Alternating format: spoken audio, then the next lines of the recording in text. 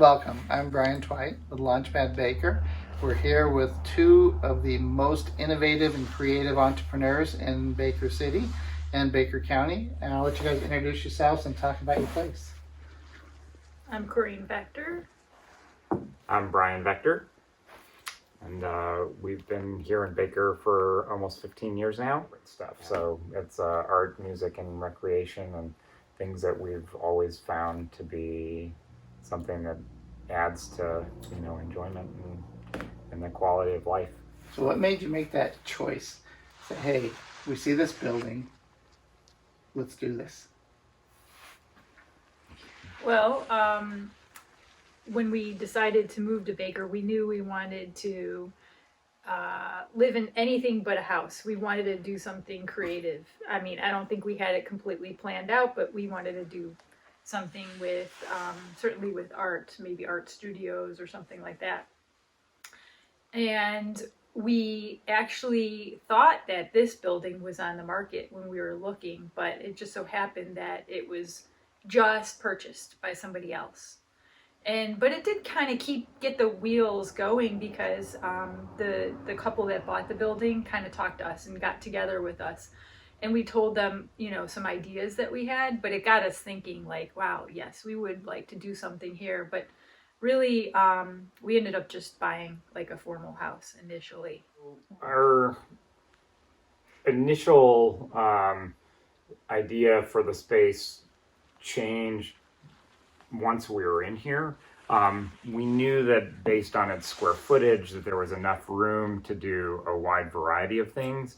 So the original ideas for the basement were like, oh, this could be studio, that could be studio. And then it's like, oh, based on where it is in comparison to the Airbnb, it's like, that should just be storage, because we need to think about how every aspect of the building might have an impact on another aspect of the building. And the way in which we use the lodging parts of the space sort of allow us to do more of the arts related stuff. Like Tom Novak and I had run Short-Term Gallery for 10 years on Main Street here, and it was in some respects a crazy concept. Like, we didn't make any money, and yet we always had our bills paid and expenses covered based on the way we set it up. And at the same time, we didn't charge an artist commission. And so, like, how do we have this business model where we're funding the things that we want to do with other things that are also, we think, key and important to the county, like being that tourism is the third largest economic driver in a rural county like this. It's like, oh, that's how we can help fund the arts stuff that we want to do, is by bringing money from outside the region to fund things that we think are important here. One of the amazing things about this space that you guys have done is the number of things that are under this roof right now. So tell me what I'm missing. You have an artist studio, and here's a map. I'll let you. We have Quite a few different artist spaces. So there's a group studio space where we have 4 different artists, including myself and Jennifer Godwin, I can't think, Earl Murphy, and Amy Van Gasback. Abby Dennis has a studio for her freelance writing and costume designing. Yoel Mackey has a space where he does painting and woodworking.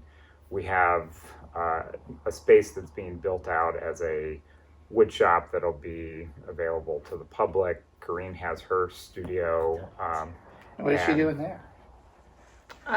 Well, in my welding shop, I do welding. I do construction projects around here, but I also do creative stuff in the welding shop. I'm creating a commissioned bike sculpture right now for a client in Bend. Awesome.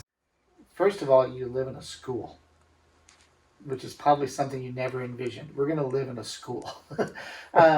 You started this, and you got to have some things you've gone through in your journey. So what kind of advice would you give to somebody else who's kind of looking at starting this business? So kind of like the 3 top things that you think of, this is what would be cool for somebody to know walking into this.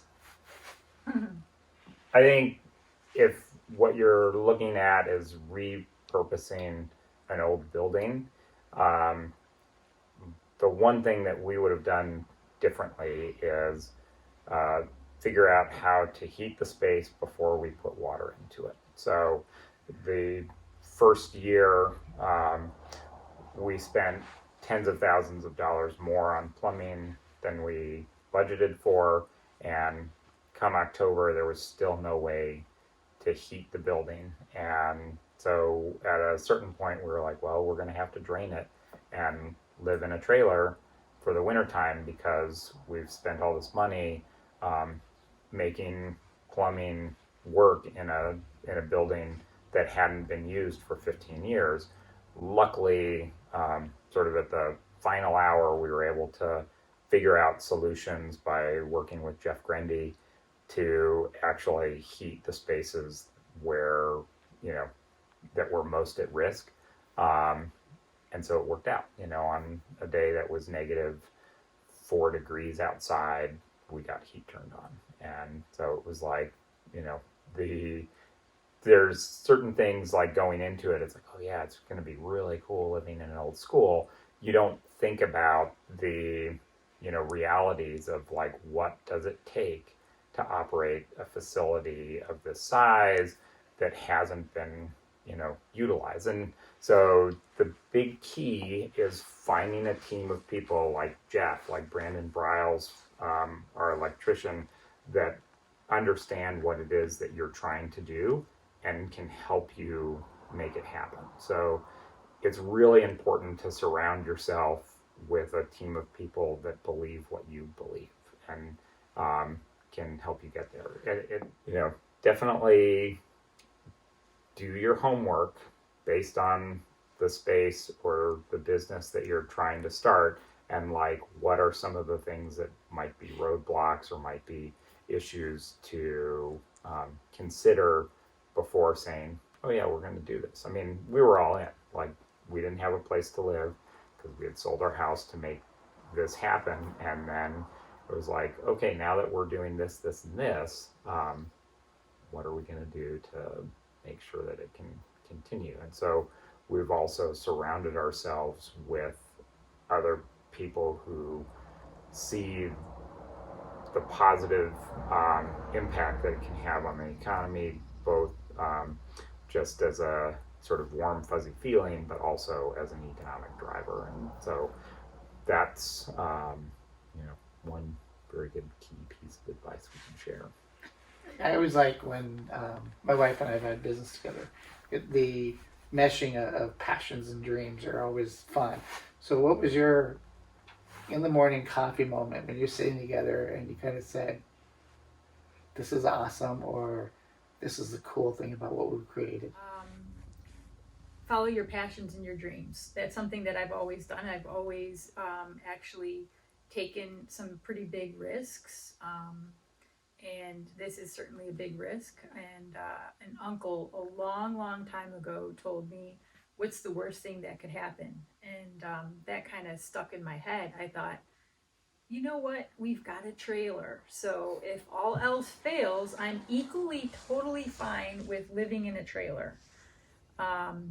You know, I'm okay either way. So let's give this a try. So, I mean, I think as artists, we are creative thinkers. Maybe we're not always thinking about the business ends of things. That's why when we got into it, we're like, wow, all the plumbing on this side of the building is completely broken. It all has to be done. It's like when you think about your passions and your dreams, it's very easy to put that aside. And we have had friends come and say, oh my God, now they're just telling us this now. Our blood pressure rose drastically when we came into this building. This is 2 years ago, when this room where we're sitting right now had just kind of junk in it about this high and no way to vacuum any space. Like, we had to move into a space that had 12 years of dirt.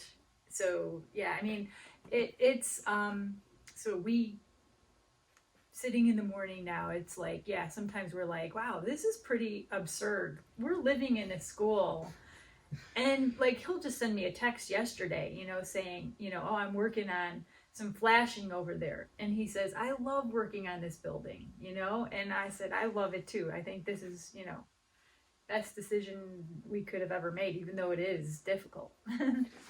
That's probably the awesome thing is you got into a scary, daunting, overwhelming task. Yeah.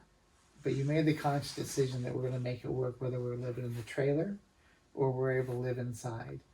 And then you made those decisions. All of a sudden, that epiphany kind of turned around to where instead of being daunting, it was now a passion. It's like the simple things like I love working on the flashing. I'm making something that we envisioned better. I want to thank you guys so much for your time and so much for what you've done for the community.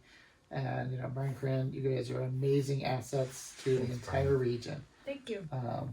Pleasure talking to you guys today. Thank you. Thank you.